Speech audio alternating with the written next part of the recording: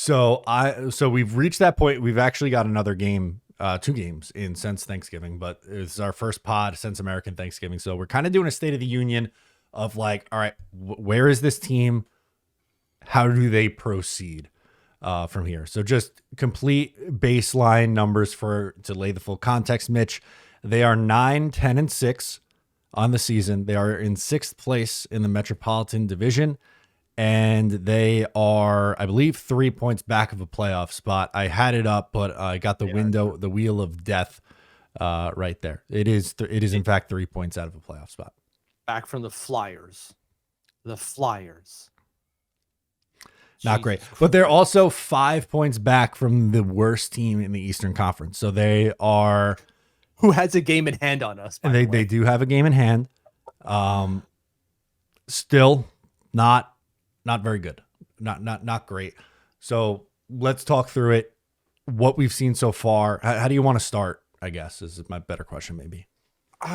Yeah, I think we just vent. Because there's no constructive way to go through this. Like, let's break this down and the pros and the cons and the blah, blah, blah. Like, let's just get it out there. It's Thanksgiving dinner and you're venting, right? You're at the table and you've had a few beers. The gravy's sitting maybe not that great because it wasn't good gravy. I didn't make it clearly. And you're mad. And so I think that's how we do it. Like, what's the first thing that comes to mind when you want to talk about the State of the Union of the New York Islanders? Okay. So the first thing that comes to mind for me, and this isn't an excuse because it's like, it's a valid point for where they are. Like, this team is not towards the top of their division.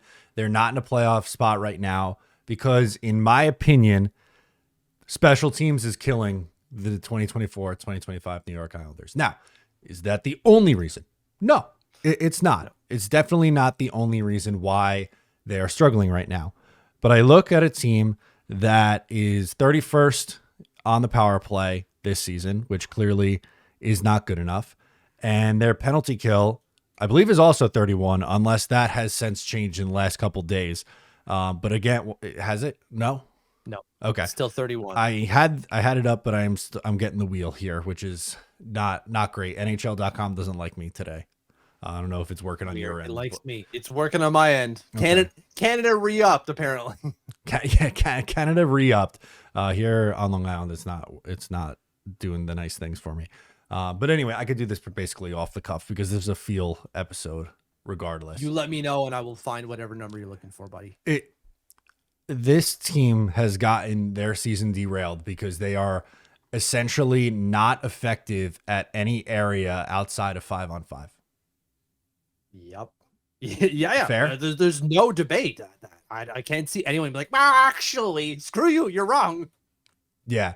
And that's what bothers me is because, yes, you could point to any of the numbers. And I know that there was a tweet making the rounds today where it's like the Islanders are somewhere in the top 10 in 5-on-5 defense, expected goals against. Numbers. Yeah, they're 7th, I think. Right. Which that is good. And I saw people pointing to like, oh, the Patrick Roy's system is working. And okay, you know what? If you want to say that and some things that Patrick Roy has done, yeah. And I don't dislike Patrick Roy. I think he's actually done a pretty good job, all things considered. But that isn't like the be all end all. Like if the playoffs were seeded on the best teams on expected goals for and expected goals against, then that's one thing, but it's not. You have to win games at the end of the day, and the Islanders are not doing enough to win games, and I don't know how they get out of this, even with, because I know on the positive side, the pushback that you're going to get back is, well, they have a lot of guys hurt right now, which is totally true. You know, Anthony Duclair, Matthew Barzal, Adam Pelech, JG Pajot's been banged up now. They are beaten up by injuries. They are not the most injured team, though, in the league. There are other teams that are dealing with more injuries. But they're not doing enough to stay afloat, and they are falling back in the race.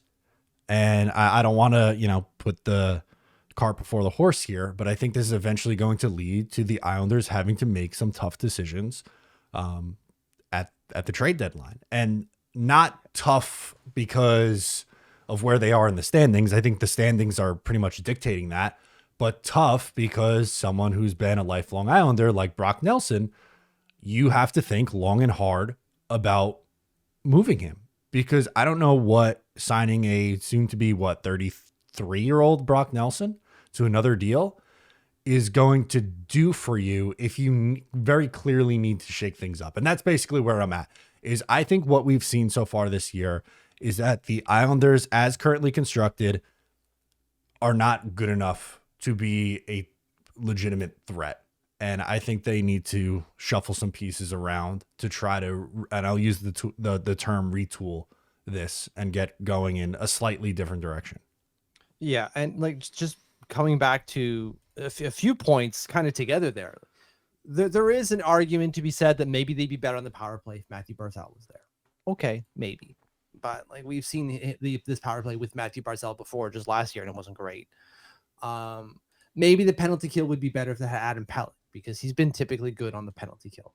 Maybe, but we've seen our penalty kill struggle again last year with Adam Pelech. So it's not to say that they will. Anyways, there's a possibility that either one of those gets better with the return of some of these players. There is an argument to be made there.